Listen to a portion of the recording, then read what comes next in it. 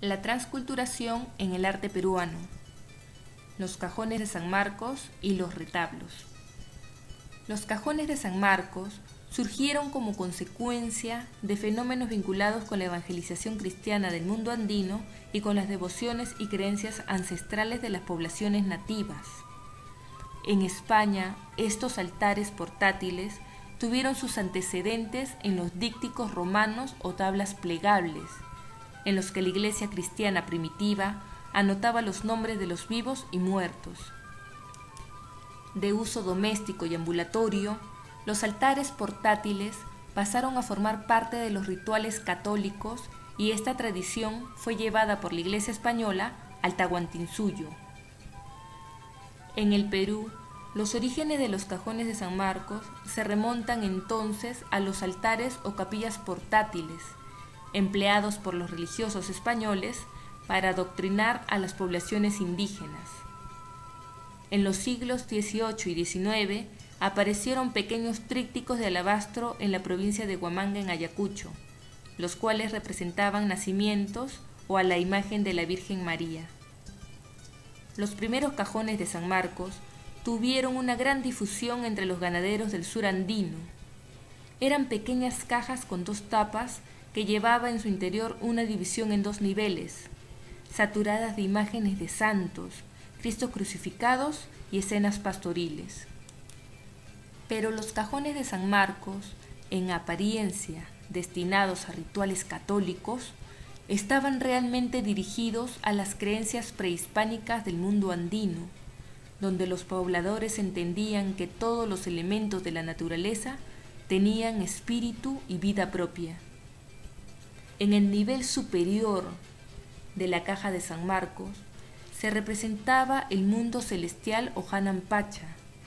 Allí se ponían las imágenes protectoras del ganado como San Lucas, patrón de las llamas, San Marcos, patrón del ganado vacuno, Santa Inés y Santa Elena, patronas de las cabras, San Juan Bautista, patrón de las ovejas, San Antonio, patrón de las mulas y venerado por los arrieros. O el apóstol Santiago, quien estaba asociado al rayo o ilapa que protegía todo el ganado.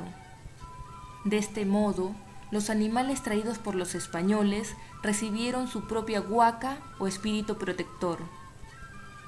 El nivel inferior de la caja de San Marcos representa el mundo terrestre o Caipacha. En él se presentan escenificaciones festivas de la marcación del ganado y a los pastores, músicos y campesinos en diversas escenas relacionadas con dicha festividad. La presencia del Cristo crucificado tenía que ver con los sacrificios prehispánicos vinculados con la fertilidad de la tierra y de los animales. En la visión andina, la muerte está relacionada con el inframundo o Ucupacha, donde la semilla germina y fructifica. La semilla debe morir para dar fruto, lo cual fue relacionado con la muerte cruenta de Jesucristo en la tradición cristiana. Asimismo y por encima de todo, el propio cajón de San Marcos era una huaca, por medio de la cual se podía invocar fuerzas no sobrenaturales. El cajón de San Marcos era un objeto mágico con el poder de comunicar al ganadero con los espíritus de las montañas o apus, o con la Pachamama o Madre Tierra.